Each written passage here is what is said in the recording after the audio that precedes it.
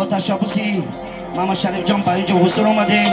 اگر ماما شریف جان باشه یک دقیقه پیش ما بیاین. ماما شریف جان همتون ناز میشناسین. این یکی از شاگردای بهترین من که من مدت 14 سال در این چارتوت پایان معلم کار کردم. طلبه بهترین من بود. باید چی به یاد شما میرسونیم که توی سنتی سنگلی جان گذروندیم 2006. همون وقت با ماما شریف صحبت کرده بودیم که خدا همه را به زنگیری برسونه، در توی بچت خدمت میکنیم. خداوند راضی شده این روز اومده ما خدمت کردیم برای بزرگی ماما شریف جان. یک قرصه بر دوام چارتوت پایان شود. سلامت باشین، مبارک شود. مرحمت دو درس به جای خود نشینیم. در اینجا می نگریم اوچه جانا آمدیم برای بزرگی اوچه جانا. سرود اول در رأس مادر با معلوم شد که سنگلی جان مرد مسافر بوده. یک سرود 2026 غریبی میخونیم بعد برقص بازی. ما در خدمت شما ای بندگان خدا.